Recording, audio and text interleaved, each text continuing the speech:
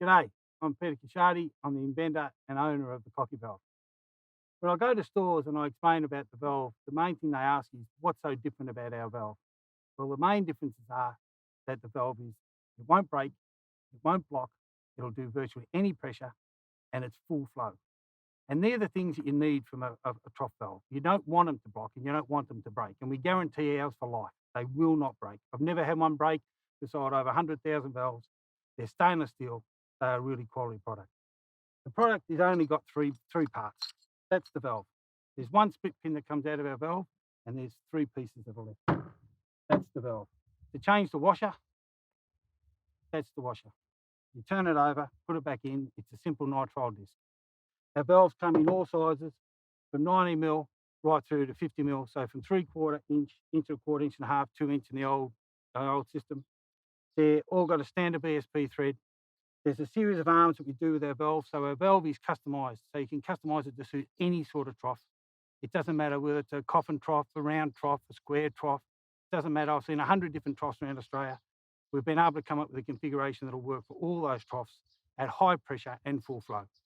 The way a valve is full flow, when I patented this valve, it's the only valve and remains the only valve on the market that is side discharge and has an exposed seat. And what happens is that gap that you can see there by the circumference is greater than that inlet area. So whatever comes down the line comes out of our valve. There's no restriction. And if you look at the opposition valves, you'll see that there are, certainly on the high pressure valves, there's a conical reduction down to sometimes as small as 8mm. So you're not getting the flow rate. With our valve, you get a full flow valve. There is no restriction at all on our body. We do a number of different floats from 6-inch, 8-inch, 10-inch, right through to 12-inch floats. As I said, we do all different valve sizes. We do a series of different configurations depending on your trough. If you've got a trough that's a round trough, we recommend a 6 or 400mm arm. So that's a 600 arm and that's a 400 arm. The reason we like a 600 arm is because it gets the float and the train right out in the middle of the trough. So the stock don't play with that float. They don't have any impact on your valve at all. If you can't get that long arm on because you're running a coffin trough or you've got a cover over it or you've got a restricted area, then you can use a smaller 300 arm. On the plastic troughs, we've actually got an arm here with a 100mm thread. So you can cut that arm back to whatever you need it to be to fit into those small little cavities, and you can put either a 6 or, if you can, an 8-inch float. In most instances, you can only fit a 6-inch float. We also do a bent 300 arm. These arms are bent so that if you're sitting on the end of a trough and you're coming in and down under a cover, you screw the float directly on the end and it sits in under the cover. But you will need, in that instance, a deflector. And the deflector clamps onto our valve. All of these is a piece of stainless steel that's formed to suit the valve with a hose clamp. That slides on top, so you can put it on with the valve fitted into the trough, slides down, you put the hose clamp on it, and that's it.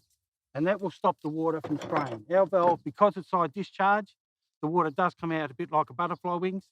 So with that clamp on, it stops all that. We also do a bottom entry valve.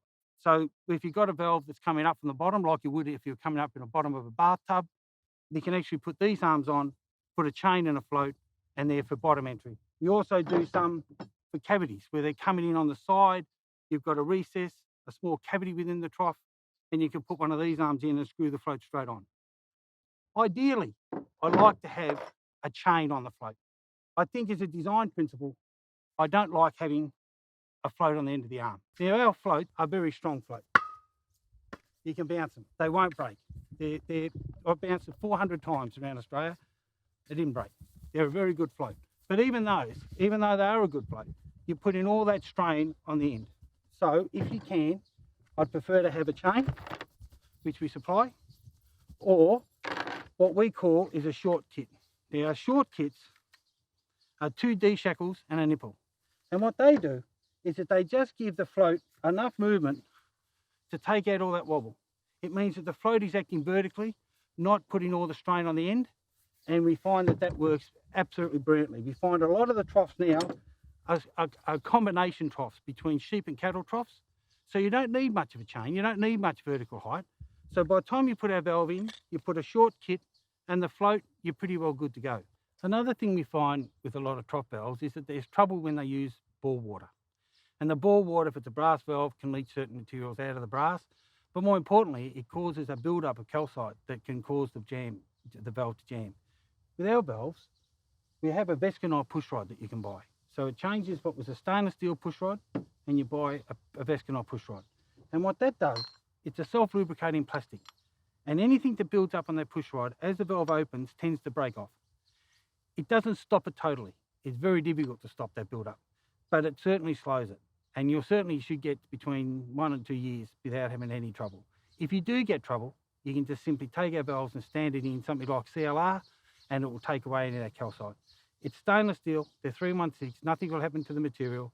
It might discolour in the bore water, it won't damage the valve at all. The valve will last a lifetime. It's stainless steel 316.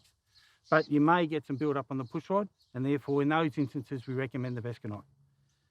There's really nothing else on the valve that can damage. You won't have any trouble with it. There's very little maintenance required. If you do have to change the washer, as I showed you before, you just simply peel it out, turn it over.